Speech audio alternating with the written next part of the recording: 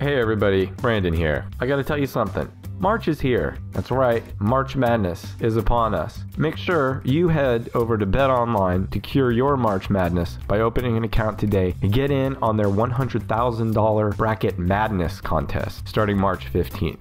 Remember, the NBA and XFL are also still going strong. So no matter what your passion is, betonline.ag is the place for all your betting needs. Now visit our good friends and our exclusive partner, BetOnline, at betonline.ag to take advantage of the best bonuses in the betting business. Sign up for a free account and make sure to use that promo code BLUEWIRE, all one word, BLUEWIRE, all one word, for your 50% sign up bonus. BetOnline.ag, your online sportsbook experts.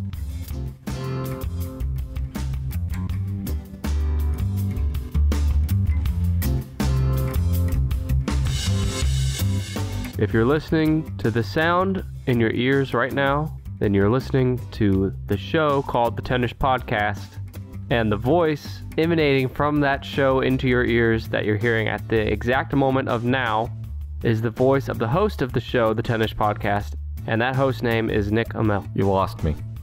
You lost me. Who are you? I'm Brandon. Yeah? And I'm the sidekick host. Sidekick host. Yeah, you did your best to throw me off with that introduction. But I will say that if you go back and carefully listen and follow the path of my words, then they are correct. You laid accurate. the breadcrumbs. Yeah. It's like watching a movie that leaves little hints throughout and you don't know what it is, and then you watch it again and then you're like, oh, that's what that was. Shit, it took a long time just to say, welcome to the show. Welcome to the show. What is this show? You tell them what the show is, because I keep getting it wrong. We guess each other's list. That's it. And I have the list this week. I brought the list. I bet I had a question to ask you before we start the list. Nick, do you ever spend any time in Sunday school? Of course. I grew up in a very Sunday school loving home. Yeah. Well, I did too. I did my fair share of time in Sunday school. Hard time. It is hard time.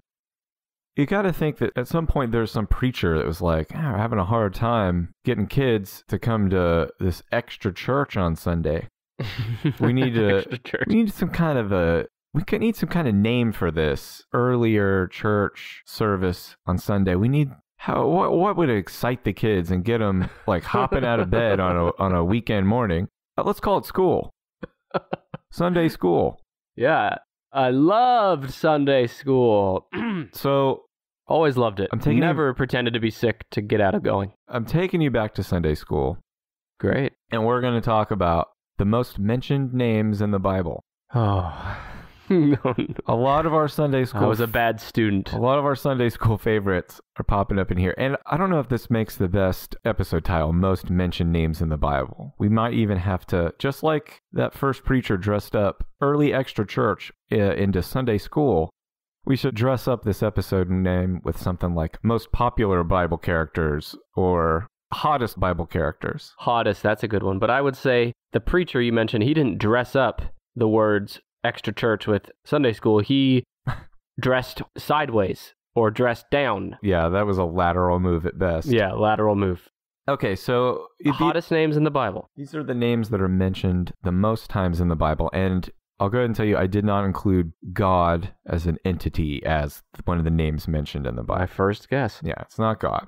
When you say names mentioned the most time, is it the names of specific people, or it could be multiple names? So if there's more than one David. People as in, like, singular characters. Okay, so characters mentioned the most, we could say. Yeah. Fictional characters, am I right? Whoa. For today's episode, we are going to take the Bible at its word as a literary document. It's the only way you can take it. Right. All the counting, the stats for these names. I've actually been working on this for 3 months. And you did this yourself? Yes. How the fuck did you do that? Just counting, keeping a spreadsheet of Bible names. Well, wait. Nah, I Googled it. It's on... Oh, right. God damn. I got it from Southern Nazarene University. And they probably paid like a freshman. Well, that's a great segue because today's sponsor of the show is Southern Nazarene University. Perfect. Somebody there can count very well because I actually have the top 15 most mentioned. It's actually 16. There's a tie for number 4. Wow, everyone Hang on, give everyone a minute to pick themselves off the floor from being so impressed with you for collecting all 16. I Googled them. So yeah, let's just get right into it. The names mentioned, or no, so it's the people. Let's just say people, because it's not the names. Most mentioned people in the Bible. Okay. Now, I did grow up in church, but it has been a minute since I've been in a church. And it's been a minute since I've cracked open that literary document. But I feel like I could do okay at this. Let's start with Moses. Moses is number 3. He's the third most mentioned person in the Bible. It mentioned 803 times. God. Loved talking about Moses. Is that strictly 803 times, like within his section, or do they mention him later? It's from all throughout, and they mentioned that he's mentioned in the New Testament as well. What did he ever do to get mentioned so much? Am I right? Well, I'm about to tell you, he did a whole bunch of stuff. Yeah. Now, most of these stories, I think people probably know, but maybe some people don't. Maybe some people escaped Sunday school. Oh, God bless them. Or they follow other religions, Brandon. That's how they escaped. Yeah. Okay.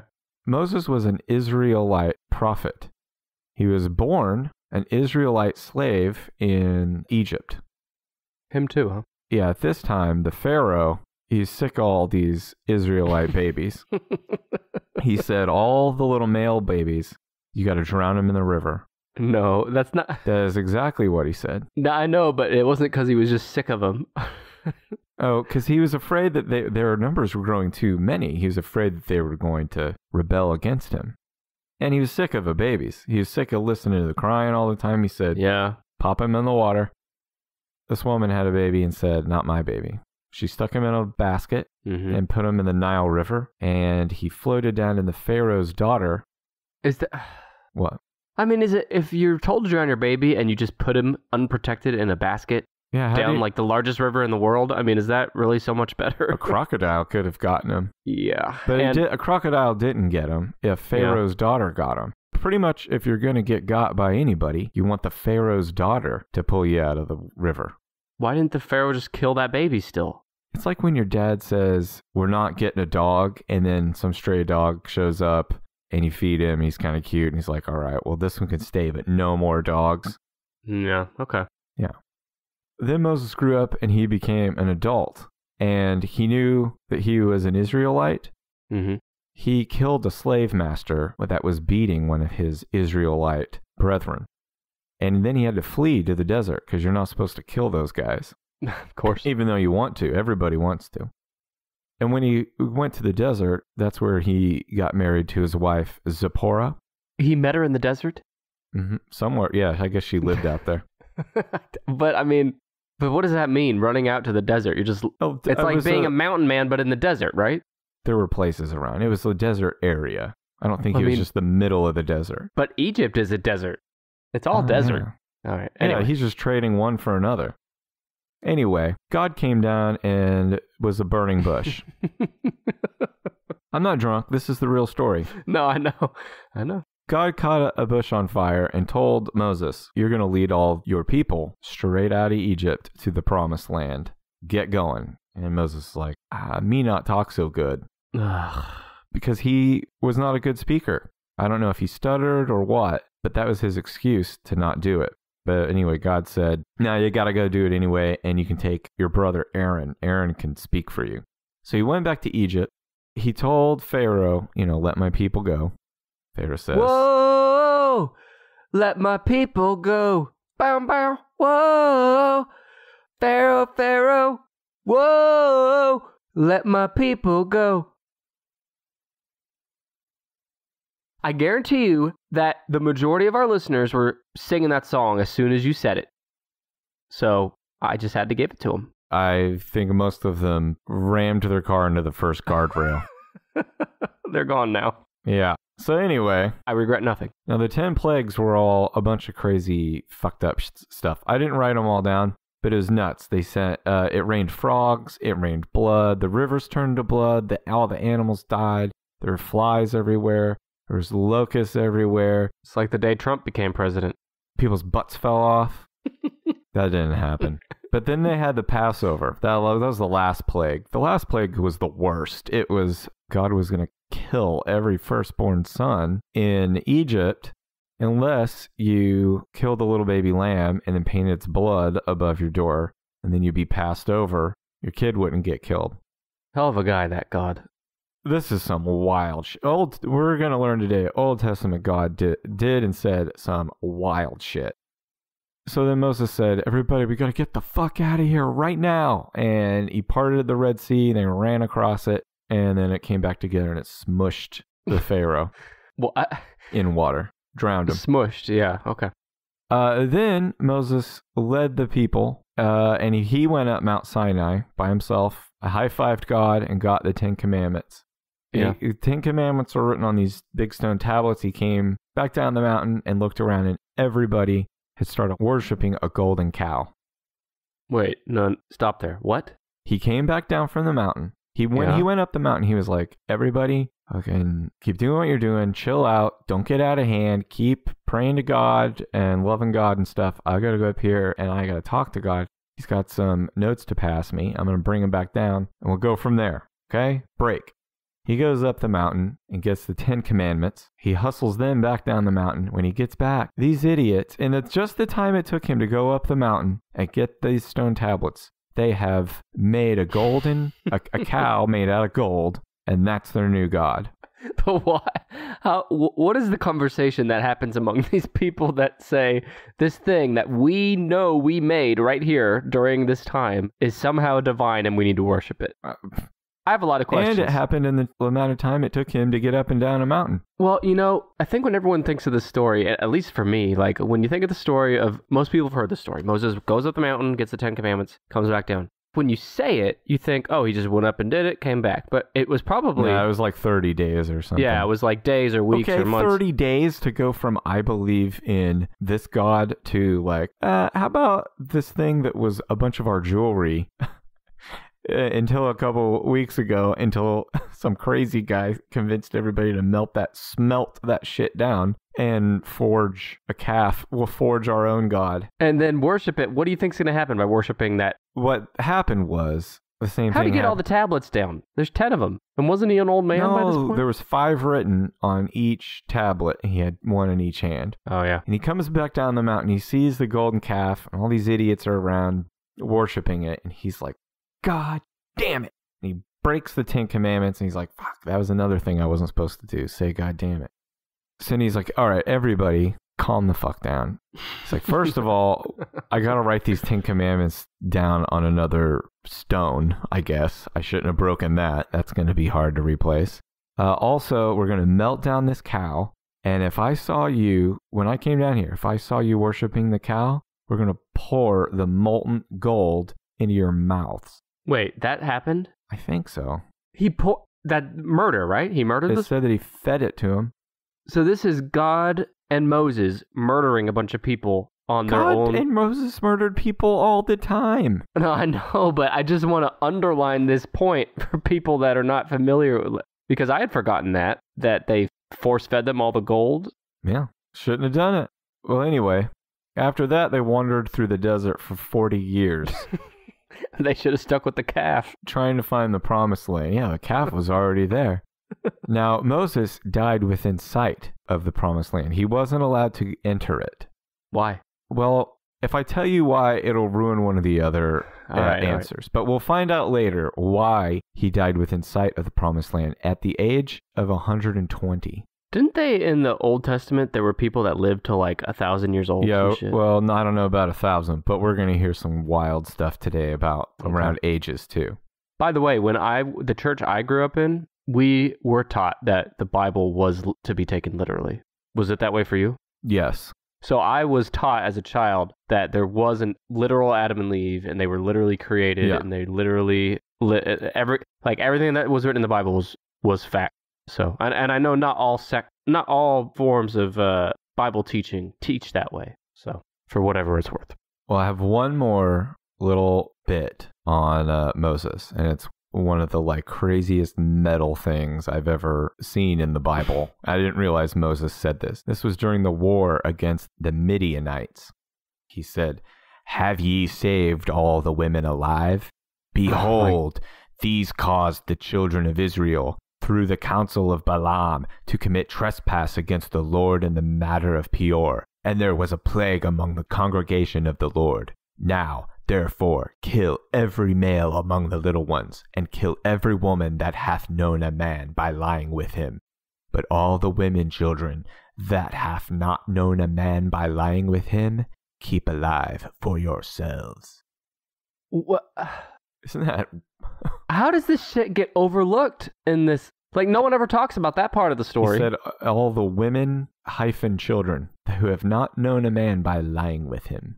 Take them for yourselves. Keep alive for yourselves. How is this okay? Well, when Kobe died, everybody forgot that he raped a chick.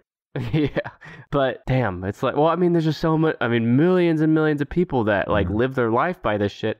And sure, the Bible has a lot of good lessons in it, no doubt. But it's like, I don't know. I'm dropping knowledge today then, aren't I? No, you just can't pick and choose the parts of the Bible that are good. You have to take it all or none of it, in my opinion. So anyway, I don't have a point. A lot to digest today. Yeah. All right, so that's Moses. Moses, hell of a guy, damn. 120. I bet he still had a great ass, though, even at the end, because of all those years in the desert. You don't have an ass past like age 80. Well, then let's talk about Noah. Noah is not in the top 10. Okay, so do you want to stop playing April Fool's jokes on me and admit that Noah is in the top 10? He is not. How is that possible? He built the damn ark. The earth and life would not exist as it does today without Noah. That's true. However, no. His grandson is definitely in the top 10 and is mentioned prominently. I don't remember who his grandson is, but... You will. So I didn't know this person was his grandson. Well, I guess we're all the grandson of Noah, technically, right? Yes. So, Brandon, you and I are related. Well, I'm going to have to let 23andMe look into that. Our next sponsor to 23andMe. Okay, how about Joshua? Didn't he take over for Moses after Moses died? No, you're thinking of someone else. But Joshua is number 11 on the list. Who is Joshua again? Joshua fought the Battle of Jericho. Yeah, I thought that was the Moses tribe that fought that. Was that not? Maybe, I don't know, but it wasn't. He wasn't the second banana to Moses. That second banana is on the top 10 though. Yeah, I don't remember his name at the moment, but let's do another old asshole who was willing, ready, and able to murder his son at the top of a mountain because his nice, loving God asked him to nicely. Yeah. And that would be Abraham. Yeah, Abraham is the one who is the grandson of Noah.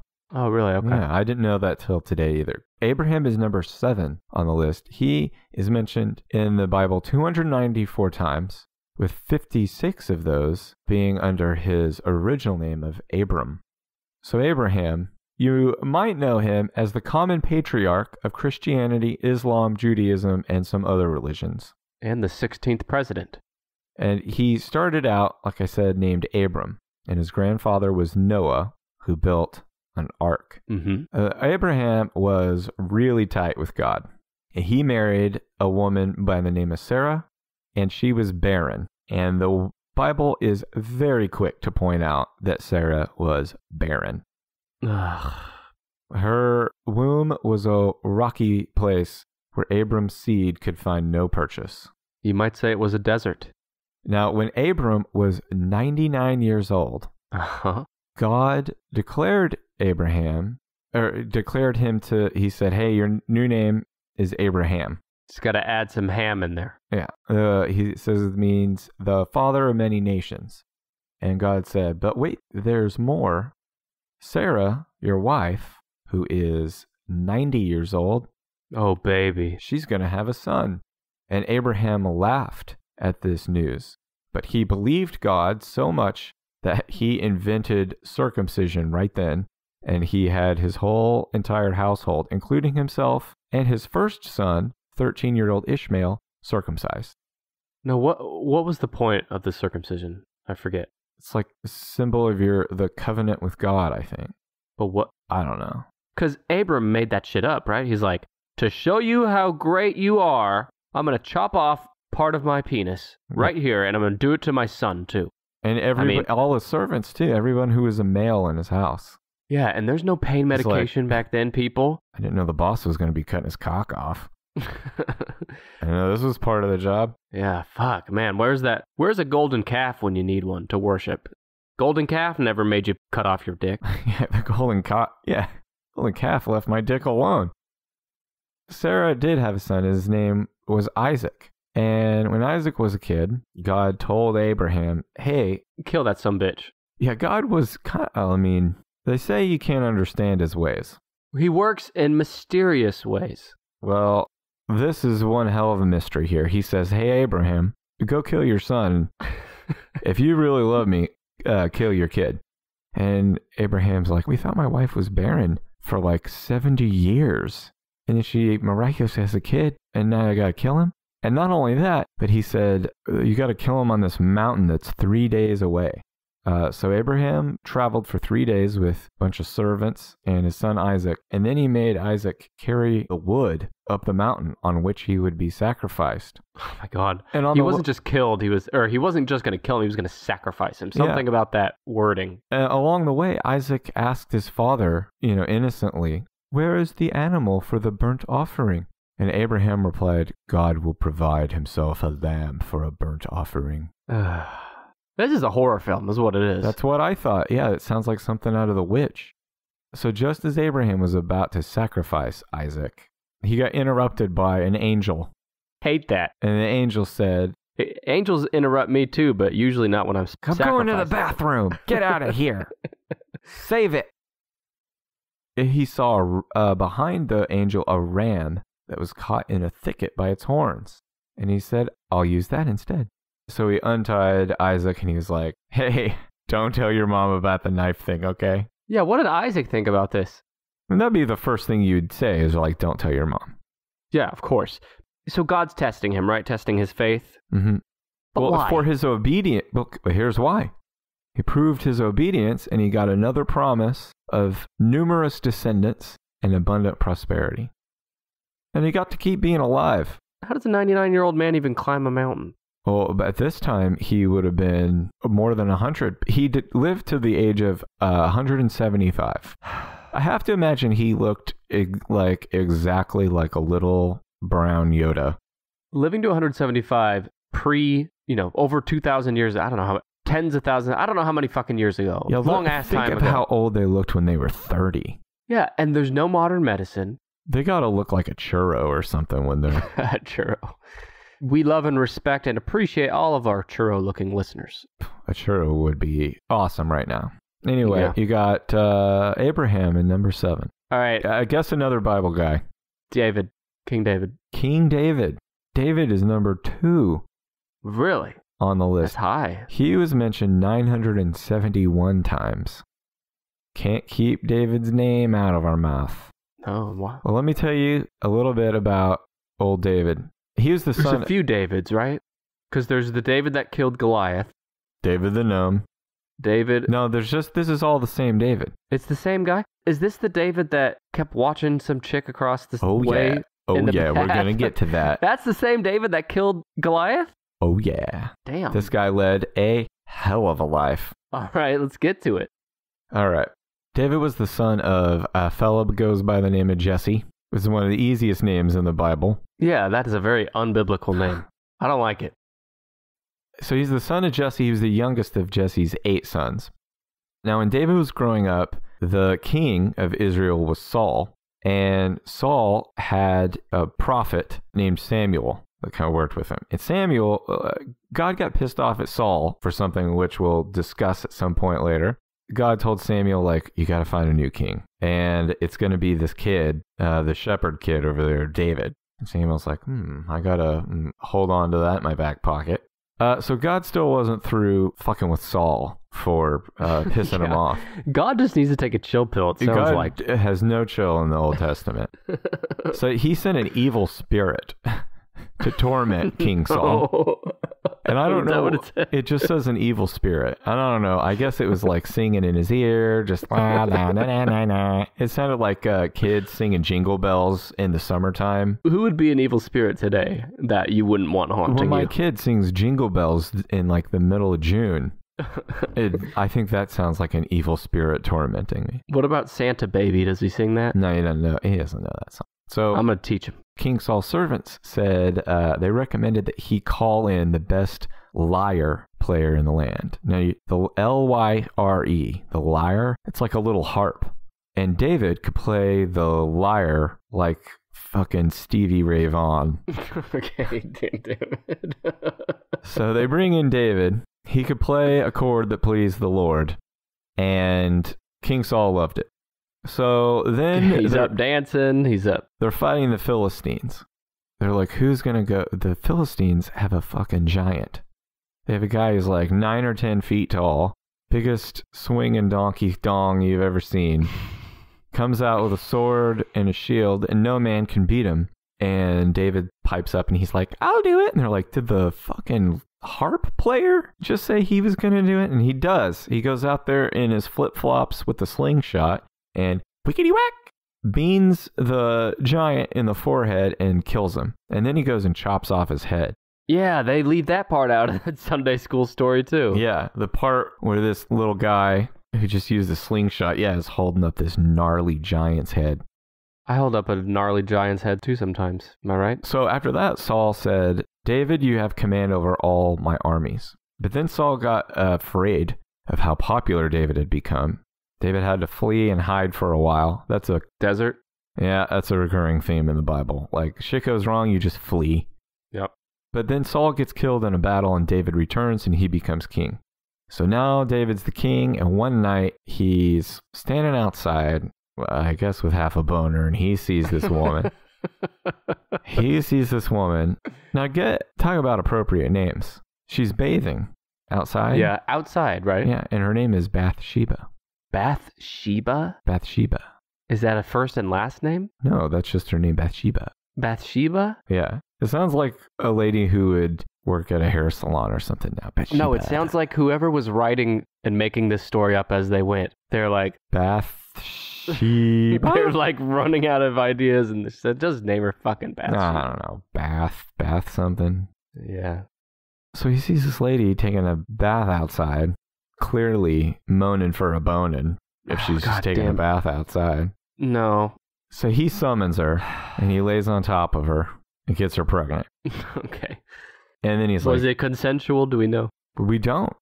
The Bible was not specific, but he did lay on top of her. So he's like, well, how do I fix this? I know, I'll kill her husband. He's away fighting for Israel. And he does. This guy's name was Uriah, and he had him killed in a battle, and then he married his widow, Bathsheba. Well, doesn't he put the husband on the front line of the army? Yeah. Now, God. So David went from a hero to a villain, right? In the story, basically? Or is this not seen as a bad thing? No, it was bad. The next part is... Okay. The next part starts with the words, for his sin. For his sin, God has David's son, Absalom, rebel against Israel. And Absalom's long hair, it got caught in the branches of a tree. David's military commander, Joab, ran up and killed him. Probably stabbed a bunch of times and chopped his head off. It wasn't specific, but... At David's command? No. It was just in the heat of battle. Okay. His son had led the rebellion, and Joab's like, I take down rebels. So he went, stab, choppity chop. This is God using people as chessboard pieces. Because he takes the son to rebel against David because of what David did, and then the son just dies. God's like, oh, that didn't work. Let's go to the next thing. He should have killed her husband before he laid on top of her. Yeah, or how about just kill David, God? Well, David didn't get to live to be 186 years old like everybody else. He died at the age of 70 after reigning for 40 years, and he passed down the crown to the son that he had with Bathsheba. And a footnote about David, Michelangelo made a statue of him and gave him the tiniest meat I've ever seen on a sculpture. Michelangelo must have hated David. Did David never get any punishment for what he did? I guess his son died. Yeah. But I didn't get the sense that he really gave a shit about the son anyway. He probably shrugged that off. Well, fuck, that's David, number 2. Is the story of David and Goliath, would you say that's the most popular / famous / referenced story in the Bible outside of something involving Jesus? Probably a tie between that and Noah's Ark. I think it's Noah, David, and I'm talking about their stories. Noah, David, maybe Adam and Eve? I don't know. So is Adam and or Eve on here? The Rescuers Down Under? No, Adam and Eve aren't on here. And in fact, there's no women in the list. Well, of course not. Can't have women. I'm surprised. Women are there to take baths and get pregnant as long as they're not barren. Yo, I was going to say, or be marked barren. Can you imagine a 90-something-year-old lady giving birth? Can you imagine a 99-year-old guy fucking her? Well, that's... okay. Hey, we're going to take a quick break, get right back to it in about 30 seconds. I want to tell you about a brand new sponsor for the Tennis Podcast. It's Untuck It. Do you ever wonder why traditional button-ups look so long and baggy? That's because they were never meant to be worn that way, of course! Untuck It shirts were specifically designed to be worn untucked. No matter your size or shape, their shirts are the perfect untucked length. With more than 50 combinations, Untuck It shirts look great on tall, short, slim, and athletic guys of all ages. And Brandon. Don't just take my word for it, try Untuck It for yourself. Visit untuckit.com and use Blue Wire for 20% off your first order. They even offer free shipping and returns on all orders in the US. That's untuckit.com and promo code Blue Wire for 20% off your first order. Let's get back to the show. I know number one. I assume, as long as he's not disqualified from No, this. he's not disqualified. Okay, but I'll save him. Let's do him last. He is who he is. I am what I am. No ladies. No Noah. A couple of them we've already mentioned. Well, you said Joshua was 11. Yeah. Goliath? No. We just mentioned Samuel? a king. No, Saul. Saul. King Saul. He's number 5. What is he the king of? Egypt? Israel. Israel, okay. He was mentioned 362 times.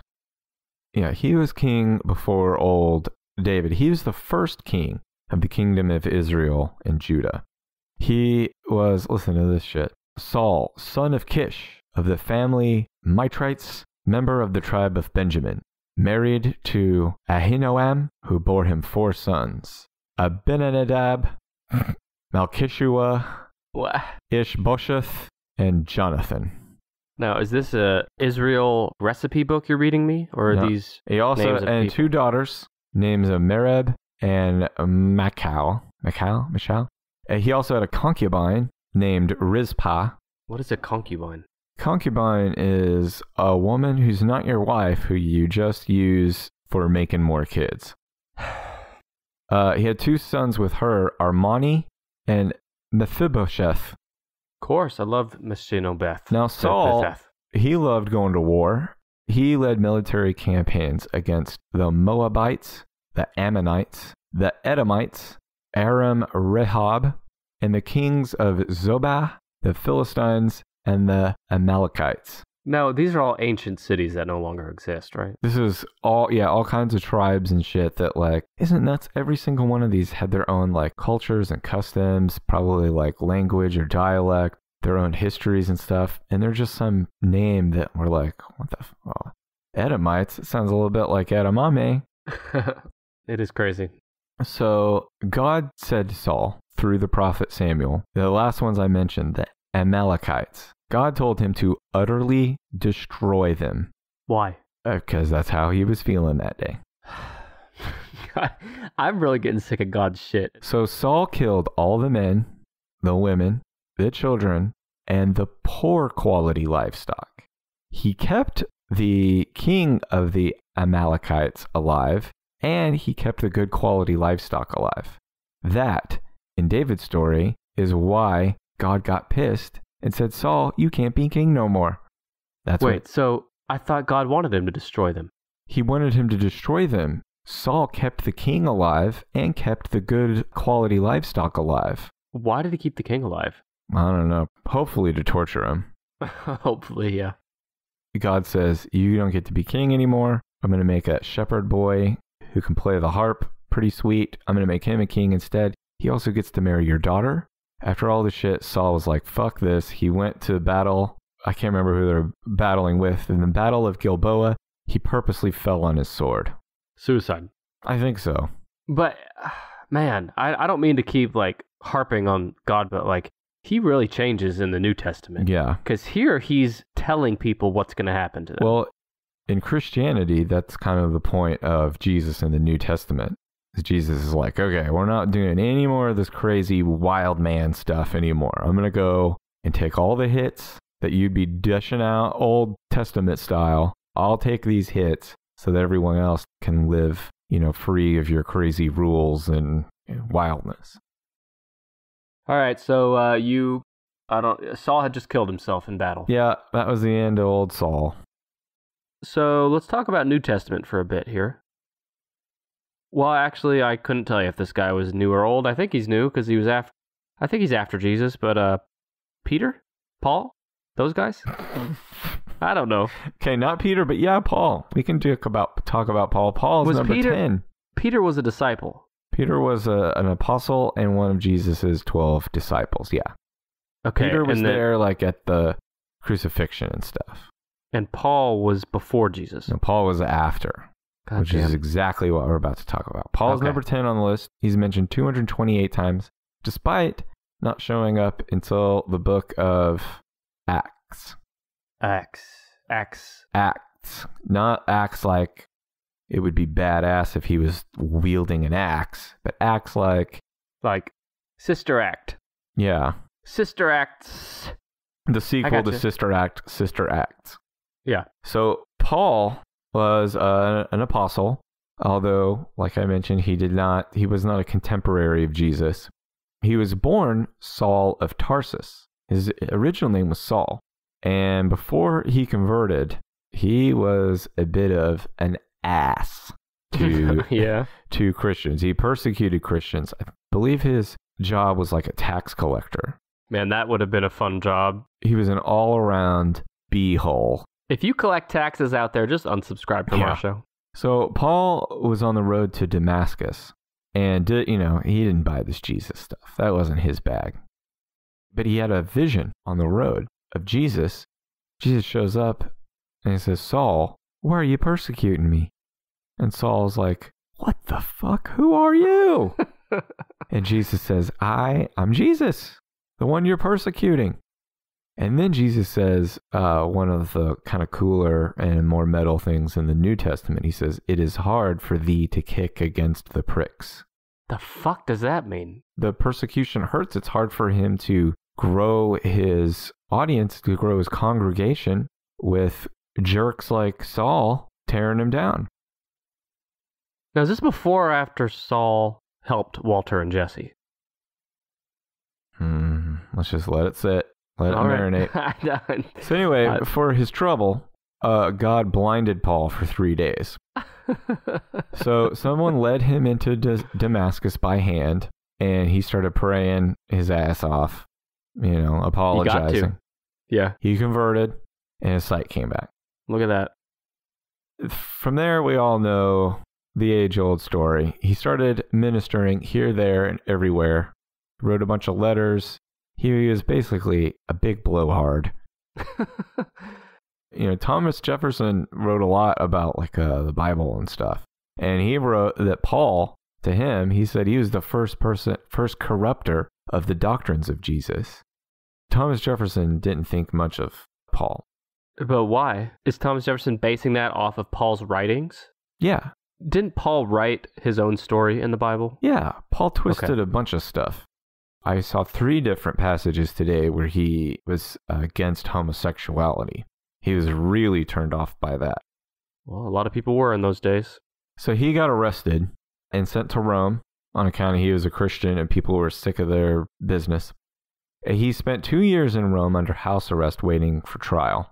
And it didn't say anything about the trial, just skipped right to him getting his head chopped off in Rome. Oh, fuck. By orders of Nero, Emperor Nero. So that's Paul. His head came off. God damn. It's weird to think of even back in these days, 2,000 years ago, you still had to wait for 2 years for your damn trial. Yeah. And they chopped his head off, damn. His head came right off. Okay. Is Daniel from the lion's den in here? No. Solomon. Solomon is number 8 on the list. I knew it. He's mentioned 272 times. Let me tell you a little bit about old Solomon. He was a fabulously wealthy and wise king of the United Kingdom of Israel who succeeded his father, King David. So Solomon was the son of David. He was very wealthy and he was very wise. Was he the son of the bath lady? Yes, he was the second child of David and Bathsheba. Their first child did not live. It was punishment because that's the child that she got pregnant with when she was having the adultery with David. Which we still don't know if it was consensual. No, we just know he laid on top of her. Yeah. So Solomon became king at age 15, and he is perhaps best known for the story of his wisdom. It's called the Judgment of Solomon. See if you've heard this story before. There's two women, and they each lay claim to being the mother of the same child. Solomon easily resolved the dispute by commanding the child to be cut in half and shared between the two women. One woman promptly renounced her claim, proving she would rather give up the child than see it killed. Solomon declared the woman who showed compassion to be the true mother, entitled to the whole child. Didn't the Bible steal this story from the Seinfeld episode where Newman suggested cutting the bike in half? I forgot about that. Do you see how stupid this story is? Because you're telling me that the other woman was like, yeah, cut him in half. Let's do it. Cut the child in half. Yeah, she probably just said like, half a kid's better than none. But the kid's dead. What's up? I'll take a half a kid. It's just that I just don't see it. You're going to cut him from the top. I think it's only fair if you cut him from, vertically. If this happened, I guarantee you. If you're going to cut him top and bottom, I want the top half. Yeah, no, you got to cut him. I don't want the part that pisses and shits. Well, I want the cute half. If you cut them vertically, though, like to where there's one leg and one arm for each. One butt cheek. One butt cheek. Yep. Do you think you could cut in half just right to where one of the halves can still live? What? Are you serious? If you cut a person down, if you cut a person right down the middle, well, okay, not right down the middle, but cut close enough to the middle to where they maintain enough of their brain and heart. Are you talking like a cut? No, you can't do that. Yes, you can. That won't work. Why? People live without an arm and a leg all the time. For starters, you don't have the same amount of stuff on both sides of your body. Your liver's on one side. I said near the middle. You can't just... Is there enough stuff? You can't just squeeze in a liver. Well, some of the stuff you don't need, like the gallbladder. I think you need that. You don't fucking know. The spleen? I don't know. There's one of them you don't need. Appendix? You don't need your appendix. So just leave the appendix, let that go to the dead half, and then you keep the vital organs. But we got to talk about Solomon. You don't even need the whole organ. All right, let's talk about Solomon. You need the whole organ. No, I already got the whole organ. Am I right? So listen, according to the biblical account, Solomon was given everybody the whole organ. He had 700 wives and 300 concubines, and wore his dick down to a little nub. What do you want me to say to this? You don't have to say anything. Just 700, so 1,000 women that he would routinely have sex with. I mean, is that what I'm hearing? It doesn't sound like anything routine about this. This sounds like an insatiable pervert. Anyway, Solomon's wives turned his heart after other gods. So he married women from like everywhere. Like that was part of how he like made deals and stuff. He was a real Ronald Rump of his time, I guess, wheeling and dealing. You're fired. Yeah. So he married a bunch of wives that, were from like other nations and stuff. And they said like, oh, where I come from, we got this sweet golden cow. You ought to try worshiping the golden cow. And yeah. Nothing good ever happened to any one of those people from worshiping the cow. So he starts building temples to all this crazy stuff that they're, bringing from all corners of the earth, and incurs the divine anger and retribution of God. Don't want that. God says he's going to divide his kingdom after Solomon's death, which he does. And Solomon, because all that fucking, died at the young age of 60. Solomon banged himself to an early grave of 60. 60's not so bad back then. Solomon. Number 8. What about Satan? I wish. No, he's not on here. Fuck. Lucifer? God damn it. If I should have just lied and said he was on here so I could talk about the devil. Yeah, we were talking about the devil. I love the devil. Hey, everybody out there, I don't think the devil is like a real dude who's like an evil Satan guy and wants to like bring harm to the world. I do think he's the most awesome, metal, fun character in all of history, and we don't have enough fun with the devil. Does he sound that much worse than what God has done to all throughout today so far? I'm about to hear more stuff. And by the way, isn't the great irony of all this that when God chooses these kings and talks to these people, he already knows the end result of all of it? Because doesn't God know all? He seems to get surprised.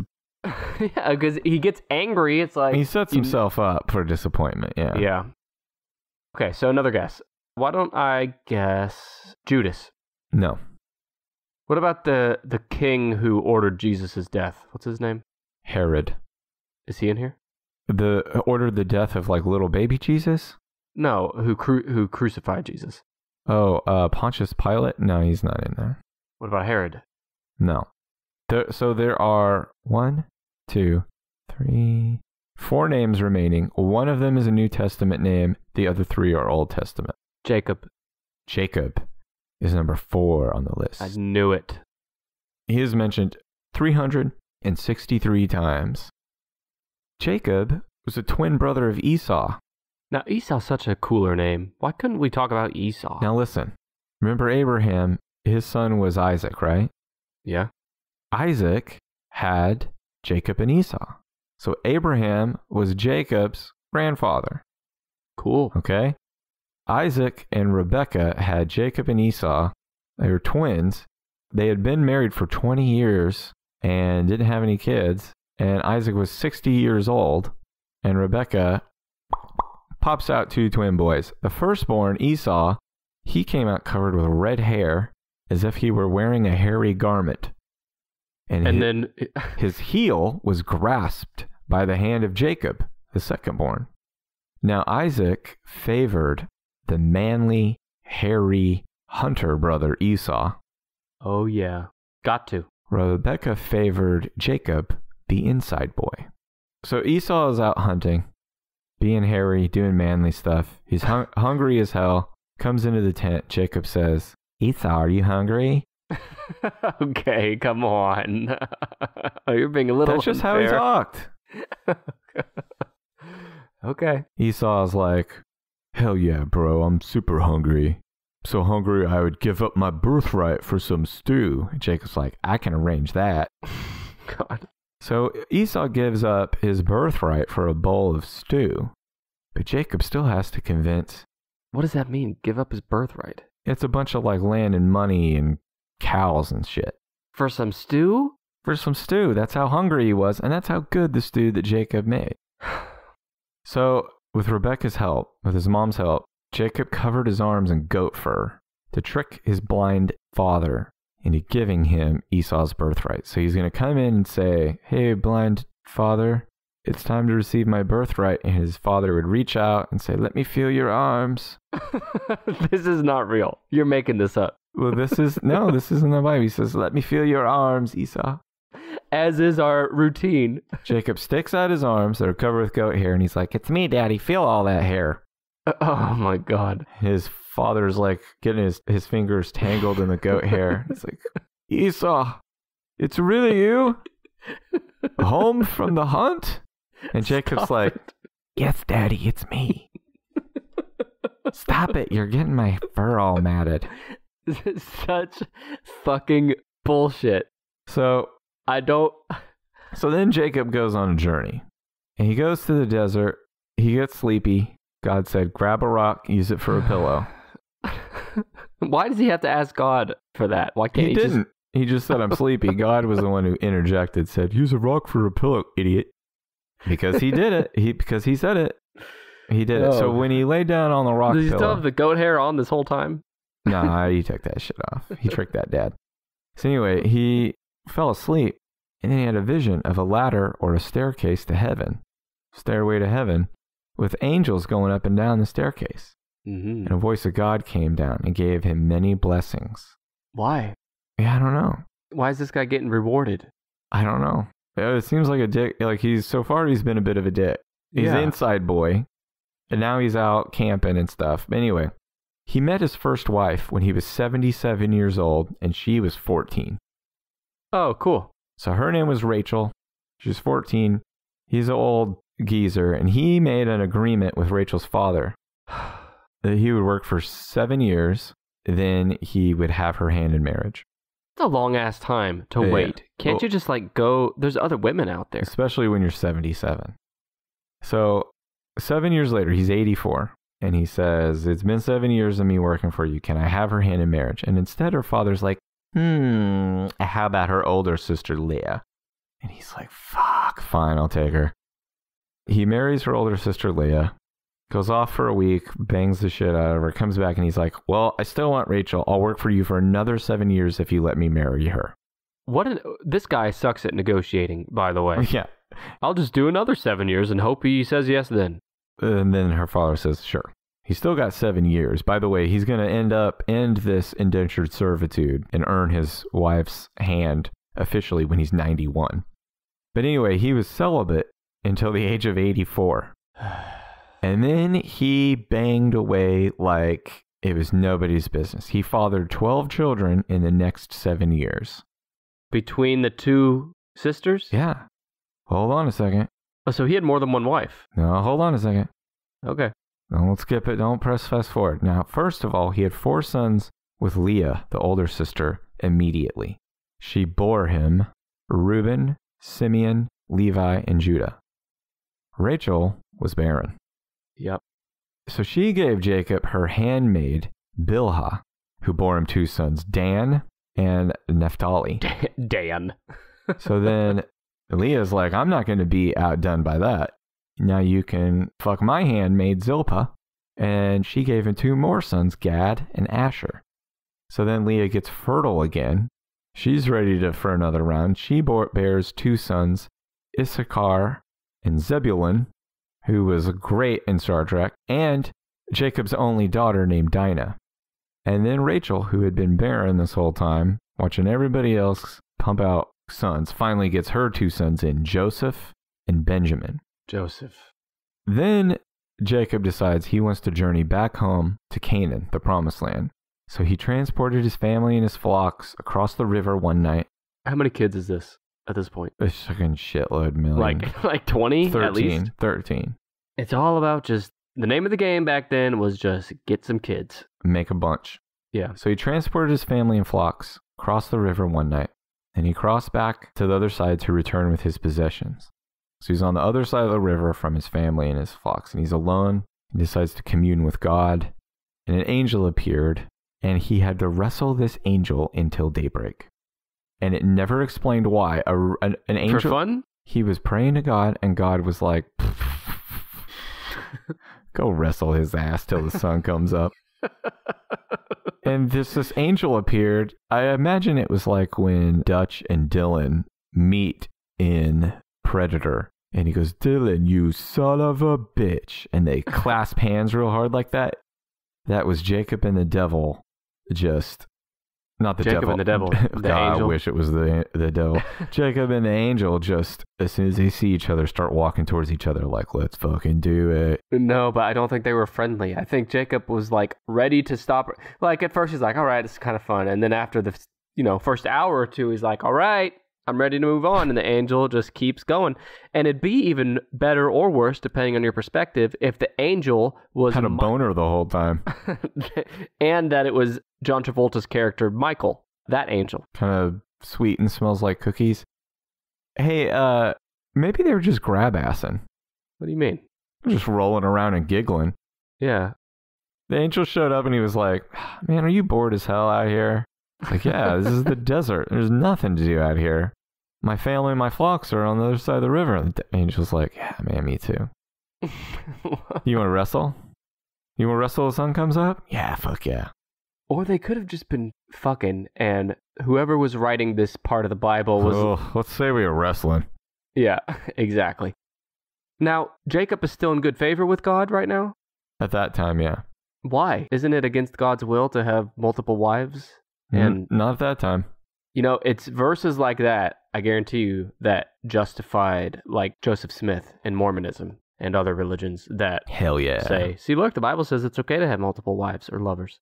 Well, Jacob's father, Isaac, he died at age 180. They buried him. Jacob got back together with his brother Esau, and they buried their father in the cave of the patriarchs, which their grandfather Abraham had purchased as the family burial plot. So Jacob's second to last son, Joseph, he was the guy with the coat of many colors. When he thought Joseph was dead, Jacob tore his clothes off. Wait. Hang on, I'm lost. Joseph, where did Joseph come from? Well, Joseph was one of Jacob's sons. Okay, because we're on Jacob right now, right? Okay, and you're saying Joseph was his son. Yeah, okay. Remember I said Rachel finally bore two sons, and they were Joseph and Benjamin. Okay, I forgot. The second to last son was Joseph. He's the asshole with the he had a bunch rainbow. With a technicolor dream coat. Yeah. When Jacob thought that Joseph was dead, this is what they used to do back when they got up in the old days when they got upset. They would tear their clothes off. He would go like, shit, and rip his robe, and instead put on sackcloth. Wait, you don't do that? I do that whenever I get a bad review of our show on Apple Podcasts. No, I just yell at that person and tell him to kiss my white ass. So I'm going to skip a little bit of stuff here because, Jesus, these guys' lives, I mean, they live forever. Jacob eventually went by the name Israel. His sons were the 12 tribes of Israel. Jacob died at the age of 147.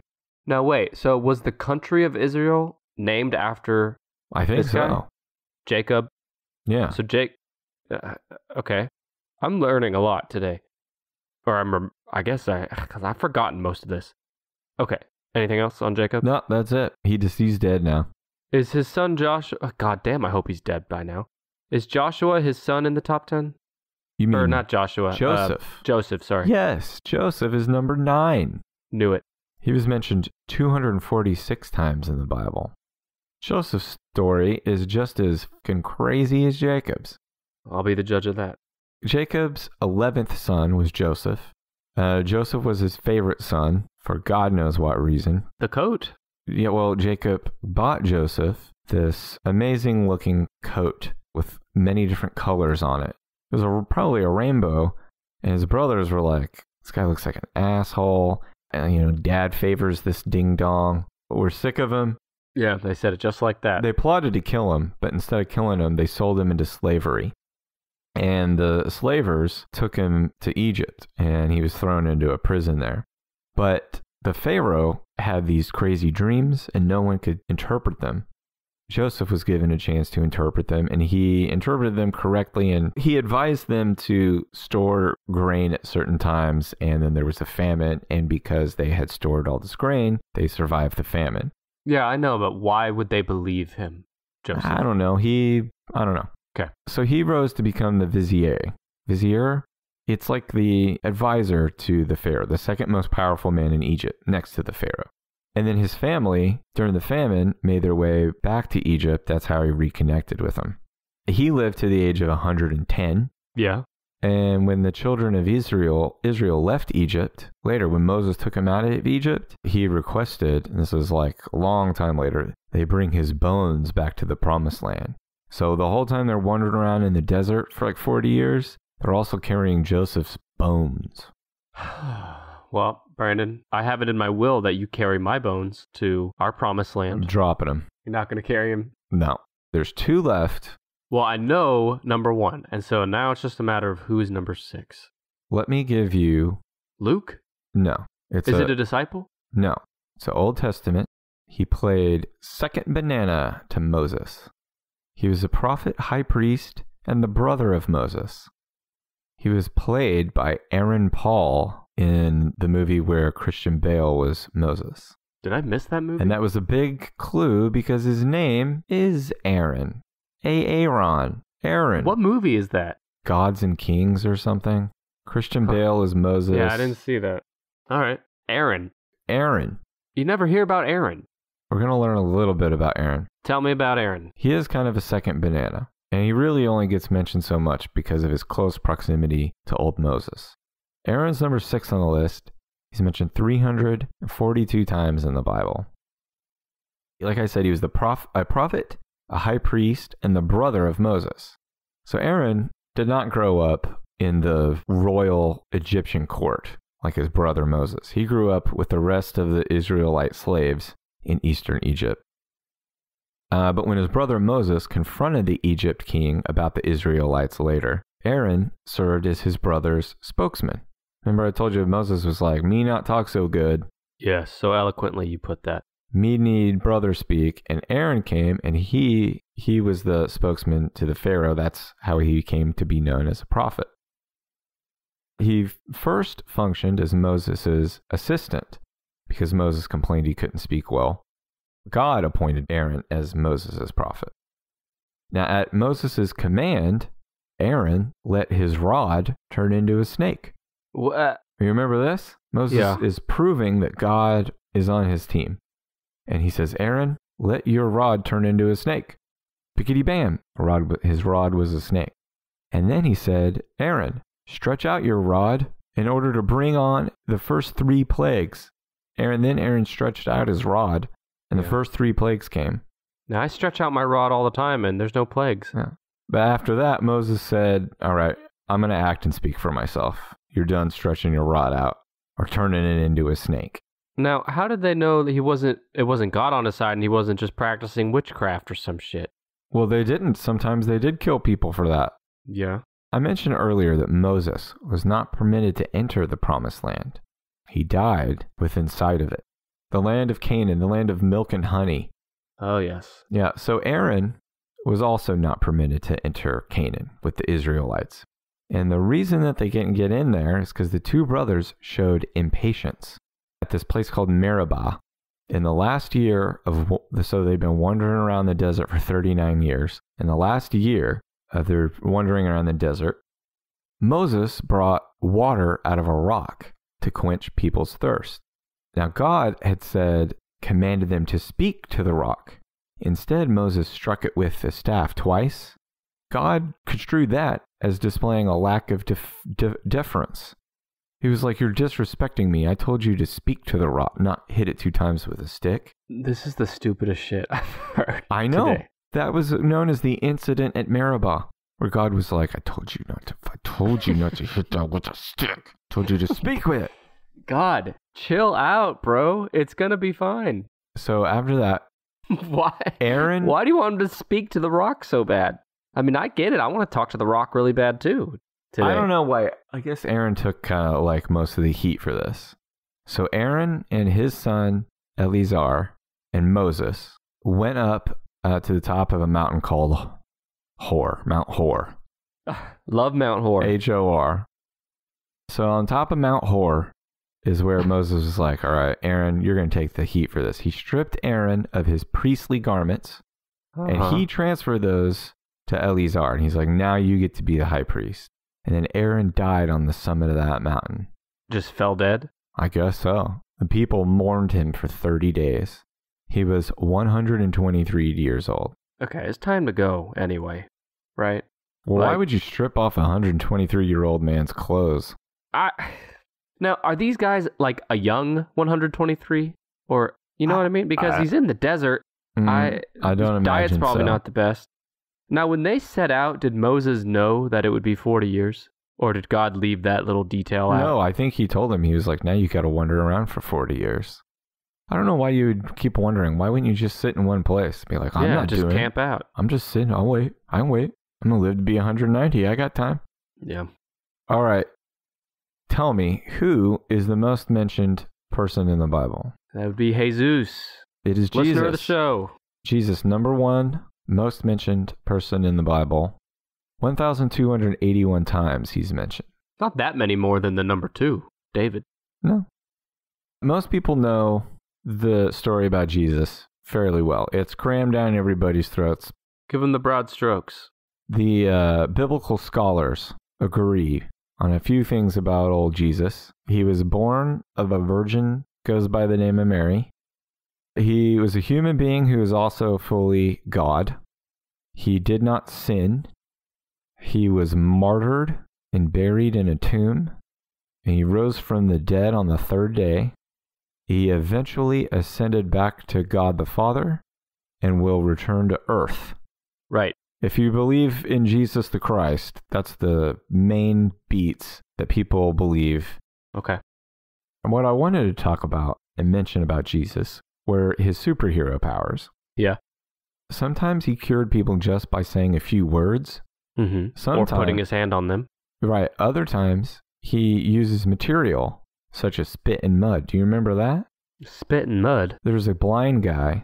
He said, Jesus, my eyes, they don't work so good. Jesus spit in the mud, and then he took the muddy spit and he rubbed it on the guy's eyes, and then he could see.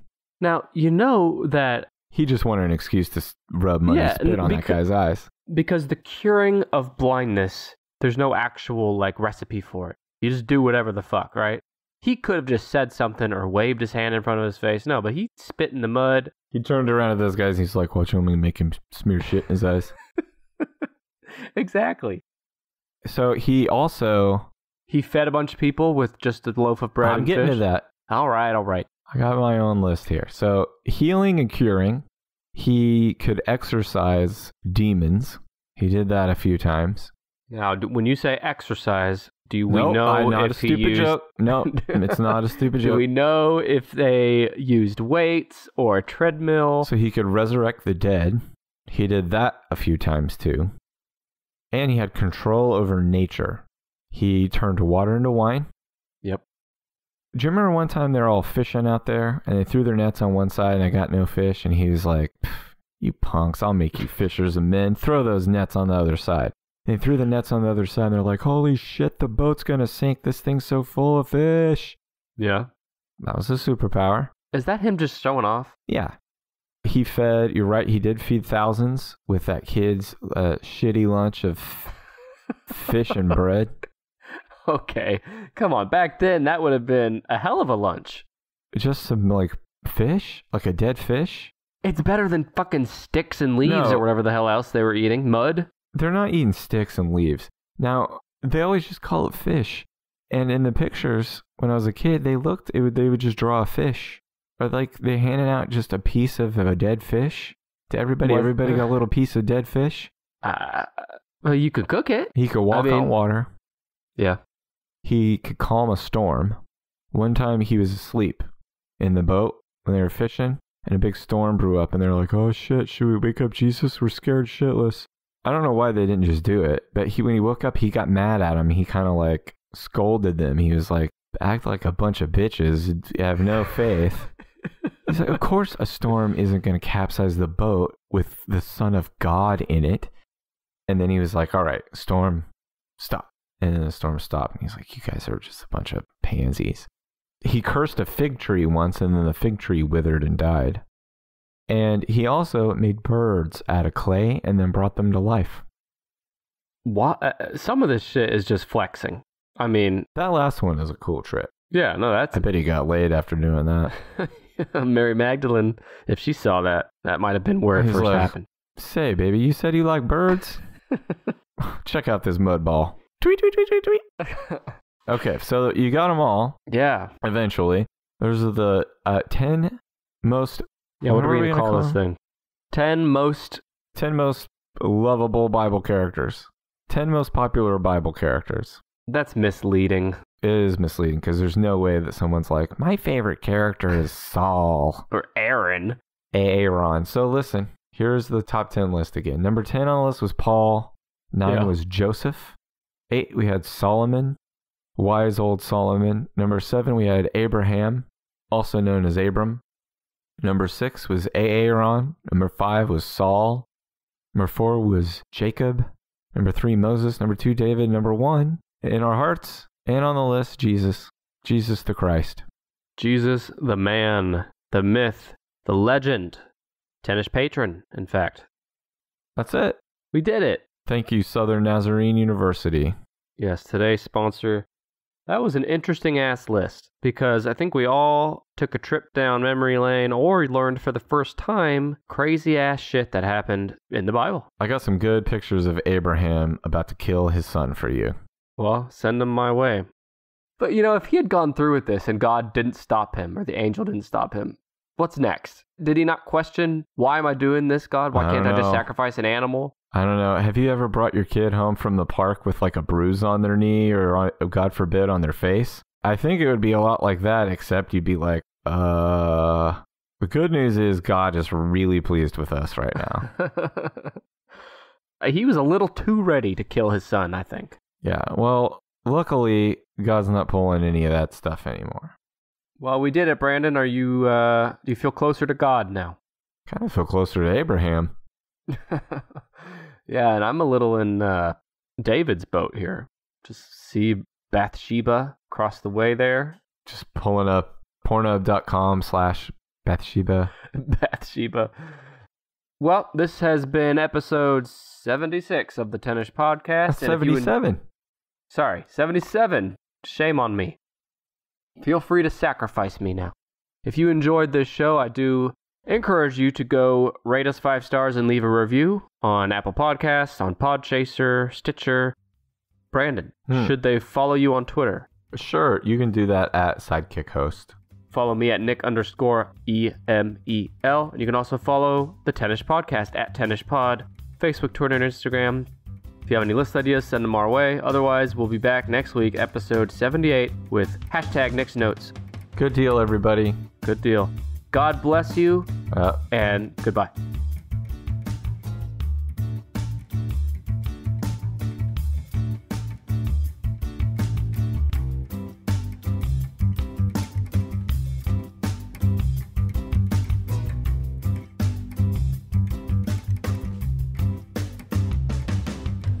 We'd like to thank Kevin MacLeod for his song Hackbeat, which we found on Incompetech.com for the official Tennis Podcast theme.